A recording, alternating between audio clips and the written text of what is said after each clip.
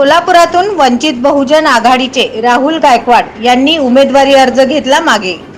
सोलापूर लोकसभा मतदारसंघातून सर्वात मोठी ब्रेकिंग समोर आली आहे।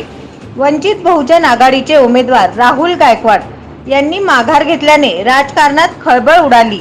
राहुल गायकवाड हे दुपारी 1:15च्या सुमारास जिल्हाधिकारी कार्यालयात आपल्या काही मित्रांसह दाखल झाले। त्यांनी उमेदवारी अर्ज मागे घेण्यासाठी जिल्हाधिकारी कार्यालयात गेले।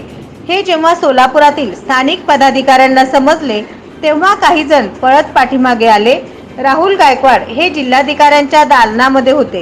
याच वेळेस वंचित बहुजन आघाडीचे जिल्हाध्यक्ष मणी खांबे हे आत घुसले। तेव्हा जिल्हाधिकाऱ्यांनी तात्काळ मणी खांबे यांना पोलिसांना ताब्यात घेण्याच्या सूचना केल्या। यानंतर राहुल गायकवाड माघार घेऊन गुपचूप माध्यमांशी काही न बोलता निघून गेले। पोलिसांनी वंचितचे जिल्हाध्यक्ष मणी खांबे यांना 10 ते 15 मिनिटं आपल्या समोर बसून घेतले होते। त्यानंतर मात्र पोलिसांनी त्यांना सोडून दिले।